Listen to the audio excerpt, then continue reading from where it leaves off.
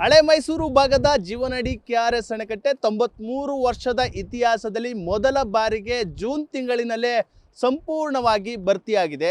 ಆ ನಿಟ್ಟಿನಲ್ಲಿ ನಾಳೆ ಸಿಎಂ ಸಿದ್ದರಾಮಯ್ಯನವರು ಕೂಡ ಕಾವೇರಿ ಮಾತೆಗೆ ಬಾಗಿನವನ್ನ ಸಮರ್ಪಣೆ ಮಾಡ್ತಾ ಇರುವಂಥದ್ದು. ಸದ್ಯ ನನಗೆ ಕೆಆರ್ಎಸ್ ಅಣೆಕಟ್ಟೆಯ ಮೇಲ್ಭಾಗದಲ್ಲೇ ಇದೇನೇ ದೃಶ್ಯಗಳಲ್ಲೂ ಕೂಡ ನೋಡಬಹುದು. ಈಗಾಗಲೇ ಬಾಗಿನ ಅರ್ಪಿಸುವಂತಹ ಕಾರ್ಯಕ್ರಮಕ್ಕೆ ಸಕಲ ಸಿದ್ಧತೆಗಳು ಆಗ್ತಾ ಇದೆ. ಮತ್ತೊಂದು ಕಡೆ ಕೆಆರ್ಎಸ್ ಅಣೆಕಟ್ಟೆ ಸಂಪೂರ್ಣವಾಗಿ ಭರ್ತಿಯಾಗಿರುವಂಥದ್ದು ದೃಶ್ಯಗಳಲ್ಲಿ ನೋಡ್ತಾ ಇದ್ದೀರಾ. 124.80 ಗರಿಷ್ಠ ಮಟ್ಟದ ಡ್ಯಾಮ್ ಇದೇ ಮೊದಲ ಬಾರಿಗೆ, ಅಂದರೆ ಡ್ಯಾಮ್ನ ಇತಿಹಾಸದಲ್ಲೇ ಮೊದಲ ಬಾರಿಗೆ ಜೂನ್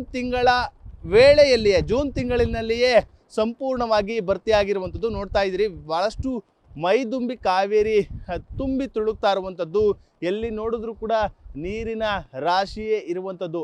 ಅಂದರೆ ಇದುವರೆಗೂ ಜುಲೈ ಅಥವಾ ಆಗಸ್ಟ್ನಲ್ಲಿ ಕೆಆರ್ಎಸ್ ಅಣೆಕಟ್ಟೆ ಭರ್ತಿ ಆಗ್ತಾ ಇತ್ತು. ಆದರೆ ಈ ಬಾರಿ ಕಾವೇರಿ ಜಲಾನಯನ ಪ್ರದೇಶ ಹಾಗೆ ಕೊಡಗು ಭಾಗದಲ್ಲಿ ವ್ಯಾಪಕವಾದಂತಹ ಮಳೆಯಾದಂಥ ಹಿನ್ನೆಲೆಯಲ್ಲಿ ಇದೀಗ ಸಂಪೂರ್ಣವಾಗಿ ಭರ್ತಿ ಆಗಿರುವಂಥದ್ದು. ಅಂದರೆ ಜೂನ್ ತಿಂಗಳಿನಲ್ಲೇ ಭರ್ತಿ ಆಗಿರುವಂಥದ್ದು ಇದೇ ಮೊದಲು ಅಂತೇಳಿದ್ರೆ ತಪ್ಪಾಗಲಾರ್ದು. ಮತ್ತೊಂದು ಕಡೆ ಮತ್ತೊಂದು ದಾಖಲೆಯನ್ನು ಇದೀಗ ಸಿಎಂ ಸಿದ್ದರಾಮಯ್ಯನವರು ಬರೆಯುವಂಥ ಅವಕಾಶ ಸಿಕ್ಕಿರುವಂಥದ್ದು. ಅಂದರೆ ಸಿಎಂ ಸಿದ್ದರಾಮಯ್ಯನವರು ಈ ಬಾರಿ ಜೂನ್ನಲ್ಲಿಯೇ ಏನಾದರೂ ಬಾಗಿನವನ್ನು ಅರ್ಪಿಸಿದ್ರೆ ಆ ಒಂದು ದಾಖಲೆ ಆಗುತ್ತೆ ಎಂಬ ನಿಟ್ಟಿನಲ್ಲಿ ನ್ಯೂಸ್ ಫಸ್ಟ್ ಹಿಂದೆಯೂ ಕೂಡ ಹೇಳಿತ್ತು. ಆದರೆ ಆ ಮಾತು ಇದೀಗ ಸತ್ಯವಾಗ್ತಾ ಇರುವಂಥದ್ದು. ಅಂದರೆ ಜೂನ್ ತಿಂಗಳಿನಲ್ಲೇ ಬಾಗಿನ ಅರ್ಪಿಸ್ತಾ ಇರುವಂತಹ ಮೊದಲ ಸಿಎಂ ಅಂತಂದರೆ ಅದು ಸಿಎಂ ಸಿದ್ದರಾಮಯ್ಯನವರು. ಆ ನಿಟ್ಟಿನಲ್ಲಿ ನಾಳೆ ಏನು ಬಾಗಿನ ಅರ್ಪಿಸುವಂಥ ಕಾರ್ಯಕ್ರಮ ಇದೆ, ಆ ನಿಟ್ಟಿನಲ್ಲಿ ಎಲ್ಲ ರೀತಿಯ ಸಕಲ ಸಿದ್ಧತೆಗಳನ್ನ ಈಗಾಗಲೇ ಮಾಡ್ಕೊಳ್ತಾ ಇರುವಂಥದ್ದು. ಅಂದರೆ ಡ್ಯಾಮ್ನ ಮೇಲ್ಭಾಗದಲ್ಲಿ ಬಾಗಿನವನ್ನು ಅರ್ಪಿಸ್ತಾರೆ.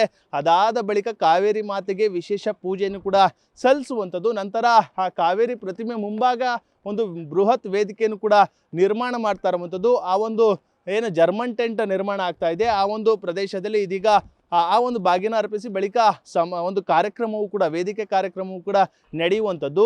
ಸದ್ಯ ಸಿಎಂ ಸಿದ್ದರಾಮಯ್ಯನವರು 4ನೇ ಬಾರಿಗೆ ಕಾವೇರಿಗೆ ಬಾಗಿನ ಅರ್ಪಿಸ್ತಾ ಇರುವಂಥದ್ದು ವಿಶೇಷ. ಅಂತಂದರೆ ಇದುವರೆಗೂ ಕೂಡ ಅತಿ ಹೆಚ್ಚು ಬಾರಿ ಕಾವೇರಿಗೆ ಬಾಗಿನವನ್ನು ಅರ್ಪಿಸಿದಂತಹ ಮುಖ್ಯಮಂತ್ರಿ ಅಂತಂದರೆ ಅದು BS ಯಡಿಯೂರಪ್ಪನವರು. ಅಂದರೆ 5 ಬಾರಿ ಯಡಿಯೂರಪ್ಪನವರು ಬಾಗಿನವನ್ನು ಅರ್ಪಿಸಿದ್ದಾರೆ.